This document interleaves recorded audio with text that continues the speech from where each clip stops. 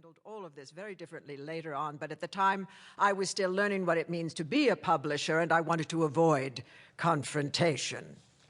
Well, all of my sweet talk didn't work. We were banned from the wedding that Saturday. And despite intermittent showers, President Nixon managed to walk his daughter down the staircase, past the columns of the south portico, out into the rose garden. First outdoor wedding in White House history. Coincidentally, I was at another rain-interrupted wedding that Saturday, the marriage of Jimmy Reston, the son of the great New York Times editor and reporter Scotty Reston. While there, I learned that the New York Times had access to another and far more important story that would appear on the front page of the paper the next day. Scotty told me that the New York Times would be publishing a series of articles about the super-secret history of the decision-making that led us into the Vietnam War. It had been commissioned by my friend, Bob McNamara, in 1967, while he was still Secretary of Defense, to help future scholars understand what had happened and why. We had been scooped by the New York Times on a bombshell of a story, which drove our editor, Ben Bradley, wild with competitive envy. He wanted the Washington Post to be every bit as important as the New York Times, and frankly, so did I. And of course, he hated it when we had to rewrite stories that had been published first elsewhere. Well, the story appeared Sunday morning, front page of the New York Times, right next to their story about Trisha's wedding.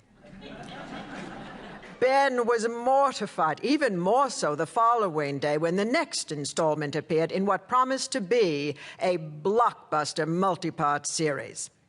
Monday night, I had dinner in New York with some friends, among them Abe Rosenthal, the editor of the New York Times. Over a glass of wine, Abe told me that the New York Times had just received a call from Attorney General John Mitchell threatening to take them to court if they published again the next day. Well, sure enough, the Times published third installment Tuesday morning.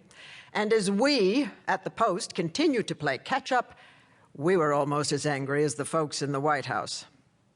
At the time, I really couldn't understand why Nixon cared so much about these documents that were several years old, some older than that, and seemed likely to embarrass the Democrats. But a couple of years later, thanks to Watergate, we learned that President Nixon had been taping his own White House meetings. We were able to listen in on what he was thinking and saying with his top aides.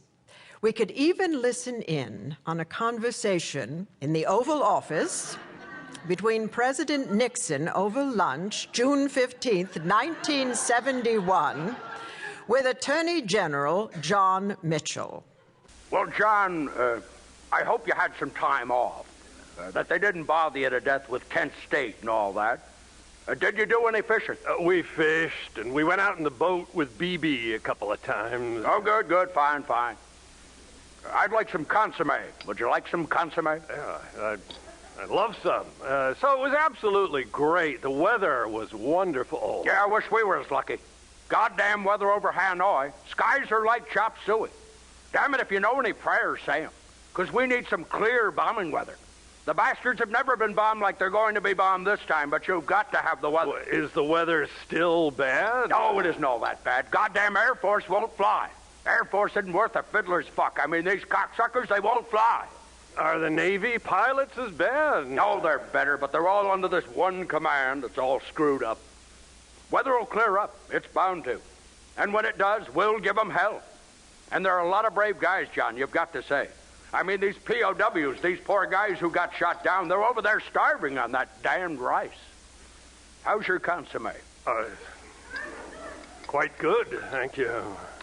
Too damn salty. All right, what about the New York Times situation? Well, as you know, we're waiting for the judge's decision in New York on our request to stop the Times from publishing further excerpts from the Vietnam Papers. If that works, we're going to start looking at criminal action. We got to stop these goddamn leaks. Christ's sakes, it's treasonable. I don't give a damn about the stuff in the Vietnam Papers. That all happened under the Democrats. Might even be a plus.